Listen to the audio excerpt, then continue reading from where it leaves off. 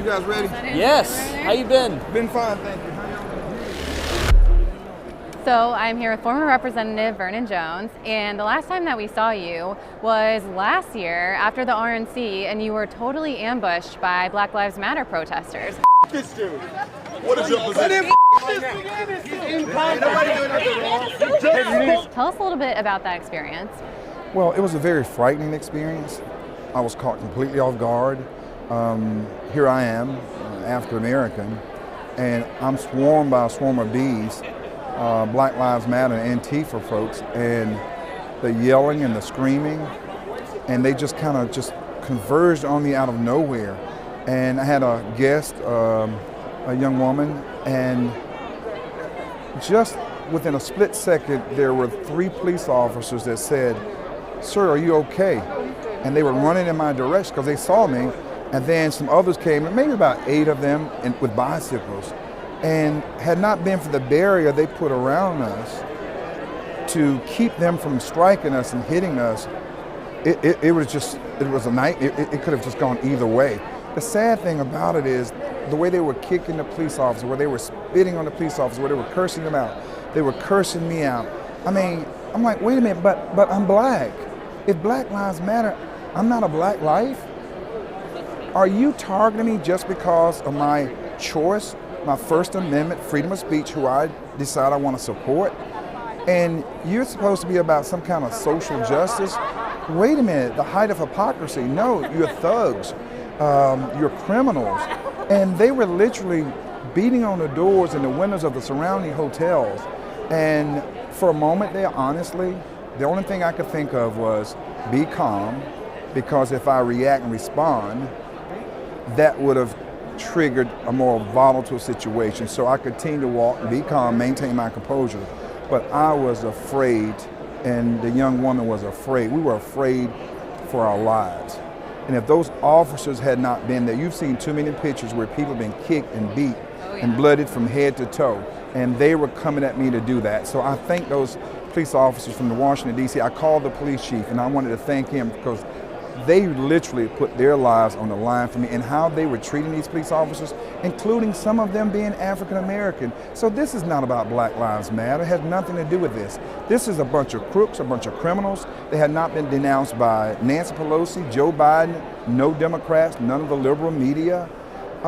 They just had a field day. That's why when you look back now, the summer, 700 police officers assaulted, 26 people dead, including an 8-year-old baby girl in Atlanta who was shot through the car window with her mom in there. New York, a baby girl that was shot and killed, 1-year-old in the stroller, I should say. And black businesses burned, federal courthouses burned, police stations, police cars, and no condemnation from Joe Biden and others. And to say that Antifa is an idea, yeah, they're an idea, and they have an idea. If they see you and catch you, they will kick your ass. That's the idea that they have.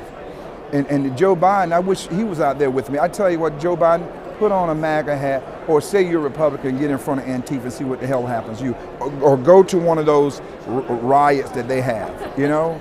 And so, in part my language, but it's creating this emotional thing back in me. I'm having flashbacks of how horrifying and frightening that was. And the young woman, I mean, this is a young African-American woman.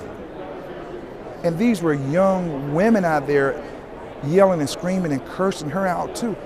How can you do that? So it couldn't have been about Black lives. It has nothing to do about Black lives. This is the left. They've been egged on.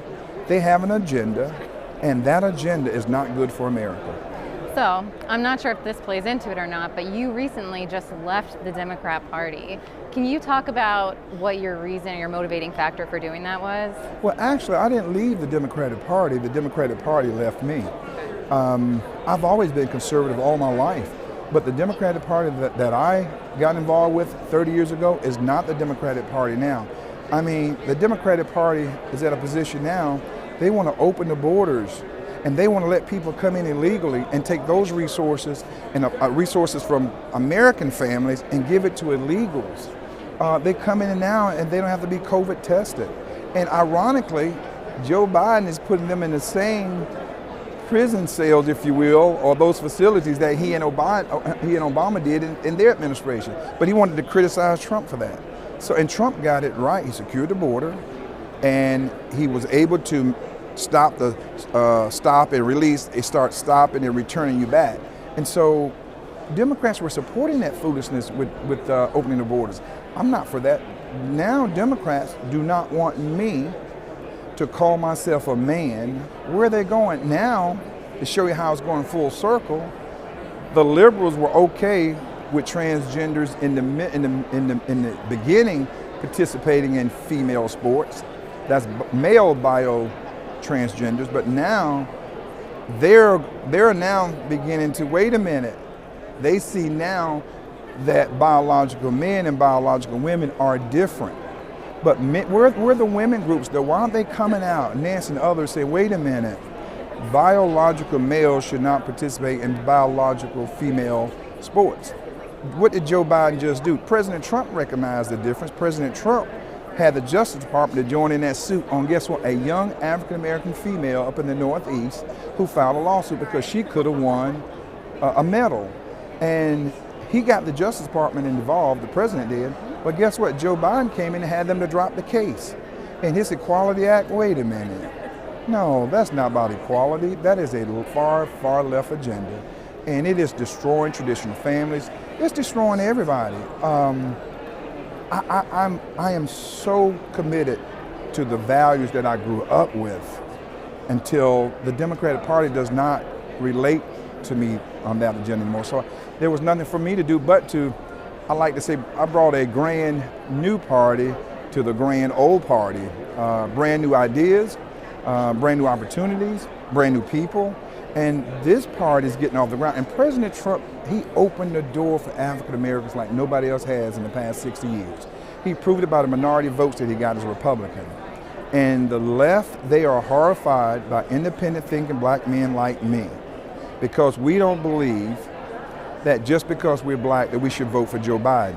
Because we don't believe just because we're black, we don't know how to get on the internet and find out about COVID. Now, Joe Biden said those things 20 and 21. Where's the left? Why there's not an outcry? Can you imagine if President Trump had said something like that? It's just double standard. So it was no question. That so-called big tent the Democratic Party has is only for folks for the left, not for independent thinking black African Americans, blacks or African Americans. But this identity politics, it's not helping us at all.